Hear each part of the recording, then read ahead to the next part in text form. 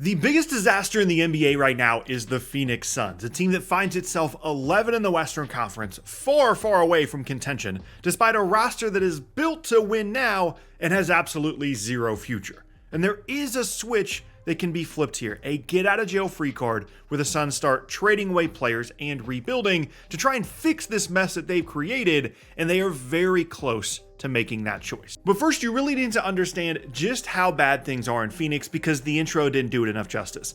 They are the most expensive team in the league right now, in an era in which teams are trying to shed salary. They don't want to spend very much money. They want flexibility. They want cap flexibility, roster flexibility, all those things. The Suns have none of it. They are the most expensive team in the league this year. They're on pace to be the second most expensive team in the league next year, behind only the defending champion Boston Celtics. And of course, that means they're in the second apron, which means all of these roster restrictions that every other team is afraid of. The reason why Minnesota traded away Karl-Anthony Towns, the reason why some of these other teams have been shedding salary. The Suns are going to experience all of those restrictions over the next couple of years, and their team isn't even good. I mentioned in the intro that as of this recording, the Suns are 11th in the Western Conference. Well, it's worse than that. The Suns, despite all of their investment in their roster, their expense, their future picks, the stars that they've added, they have a worse record right now than the Bulls and the Pistons. Now, obviously, there's a difference between the two conferences and strength of record and strength of schedule and all that stuff. But regardless, if you told any Suns fan before the season they were going to have a worse record than the Bulls and the Pistons, they would have thought that they had already traded away all of their best players. Now, granted, their record at the moment does have something to do with some of the injury stuff. They've had to deal with Kevin Durant missing games, of course, Bradley Beal missing games. But also, you kind of knew that when you brought in Kevin Durant. He hasn't been super durable in the later part of his career. But not only is the team expensive, not only is the record bad, but of course, they have zero control over any of their first round picks through 2031. They either owe a pick outright or have to use a pick swap to get a pick any year moving forward through 2031. Keep in mind, we just went into 2025. That is a long way away. They also have no young assets. There's no player on the roster outside of maybe Ryan Dunn that another team around the league would look at and say, hey,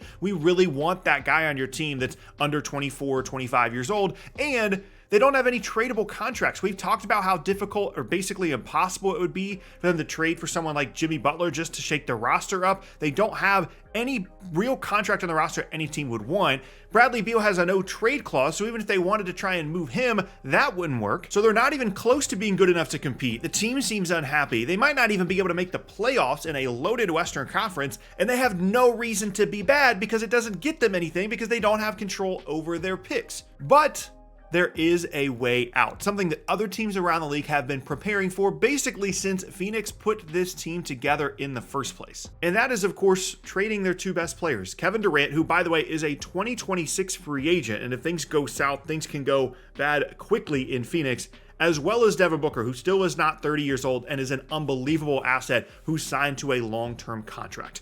Those two guys are the way to save the Phoenix franchise and whatever their future is supposed to be if they make that decision. If things get so bad that they realize they're never going to compete with these guys and or one of either Booker or Durant asks out of the team. And although I'm sure a bunch of teams around the league would jump at the opportunity to add someone like Kevin Durant or Devin Booker, there is one team that is at the front of the line, and there's one team that is prepared for this, and there's one team that could actually save the Suns, and it is the Houston Rockets. They made moves this offseason that made it seem like they thought that the situation in Phoenix was going to fall apart sooner rather than later. They had access to Brooklyn's first-round picks for the foreseeable future due to the James Harden trade from a couple of seasons ago, yet they chose to trade with the Nets, who had since got Phoenix's picks in the Kevin Durant trade, to get some of Phoenix's picks back to position themselves to potentially trade for either Devin Booker or Kevin Durant should the Suns situation fall apart, and of course the Suns situation has fallen apart. So if at any point Phoenix decides it's time to move on, it's time to get out of this era of Suns basketball, we tried it didn't work,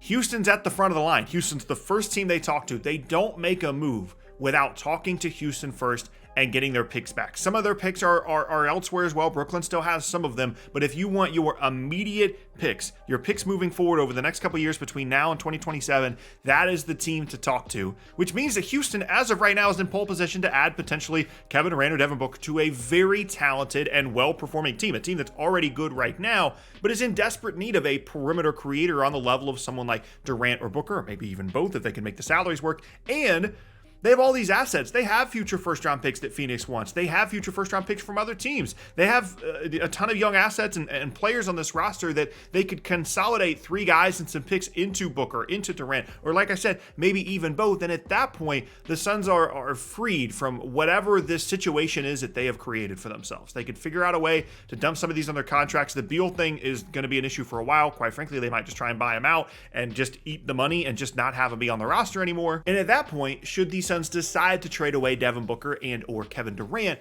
they would suddenly be looking at a situation that would be much more promising, quite frankly. If they could get some of their own picks back over the next couple years, the way that the Nets did when they traded with Houston, they could get some other assets as well, some young players, some picks. You can add to your stockpile of picks when you consider what you would assume Booker and Durant would get traded away for, and then all of a sudden you have a future. The reason why this looks so dark and so bleak for the Suns is that it's not just that they're a underperforming team that thought they were going to be really good, but it's that they don't have their picks either. So there's no real way to get out of this unless you get those back. If you get your own picks back, again, it's very similar to the Nets situation when they traded away Durant and then traded with Houston. Once the Nets got their picks back, all of a sudden the path was so clear. Okay, let's be bad. Let's try and get the first overall pick or a top 3 pick in a very talented draft class and then move forward from there. And I'm not saying that's where Phoenix is right now. They made changes in the offseason, brought in guys like Tyus Jones, they extended Grayson Allen, they brought in a new head coach. They're not just going to decide, okay, the time's up after 30 games, right?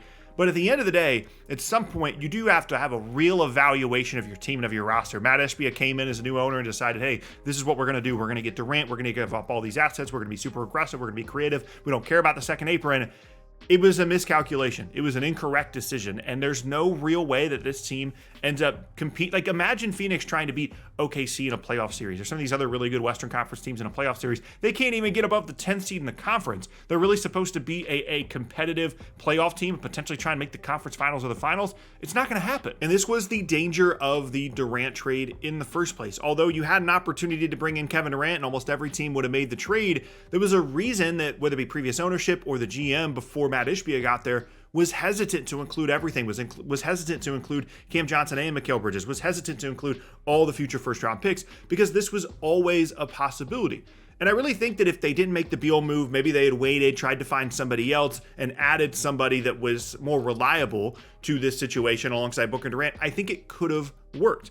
The problem is Durant just hasn't been healthy enough. They haven't been able to get enough games played together, and the roster as a whole is just not built to sustain itself in 2024-2025 NBA. This is a roster that looks like it was built in 2013-2014 with LeBron going to the Heat. This is a roster that looks like it was built to add minimum guys and have, Mike Bibby out there playing on the wing outside of these other stars. It looks like it was built in this Big Three era that LeBron popularized in the 2010s.